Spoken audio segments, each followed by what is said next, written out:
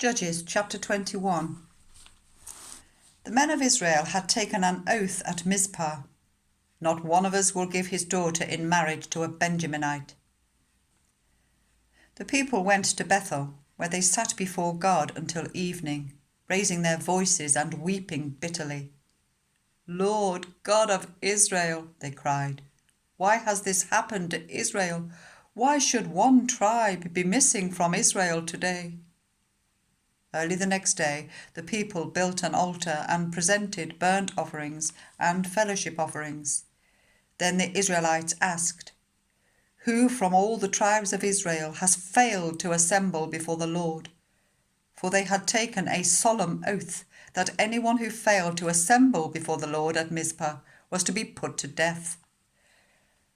Now the Israelites grieved for Benjamin, one of their tribes.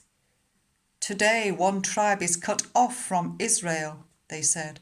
"How can we provide wives for those who are left, since we have taken an oath by the Lord not to give them any of our daughters in marriage?" Then they asked, "Which one of the tribes of Israel failed to assemble before the Lord at Mizpah?" They discovered that no one from the tribe of Jabesh Gilead had come to the camp for the assembly. For when they counted the people, they found that none of the people of Jabesh Gilead were there. So the assembly sent 12,000 fighting men with instructions to go to Jabesh Gilead and put to the sword those living there, including the women and children.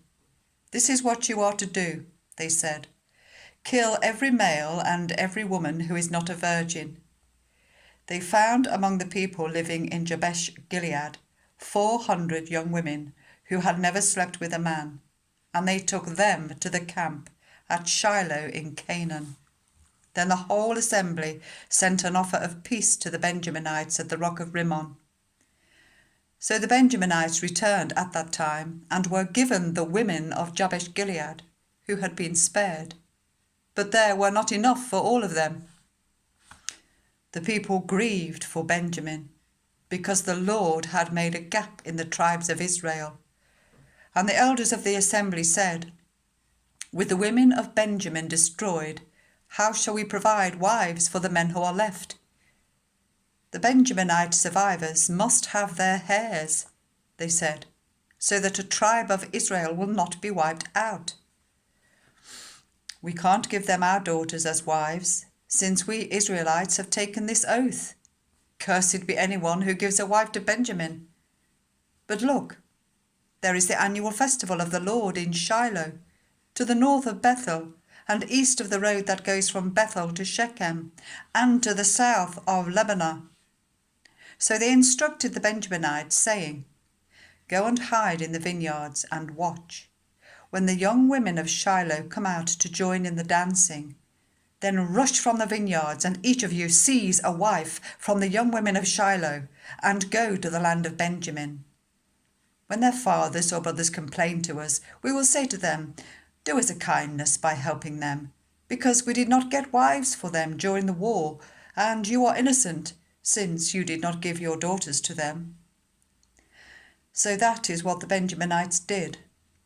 Whilst the young women were dancing, each man caught one and carried her off to be his wife. Then they returned to their inheritance and rebuilt the towns and settled in them. At that time, the Israelites left that place and went home to their tribes and clans, each to his own inheritance. In those days, Israel had no king. Everyone did as they saw fit.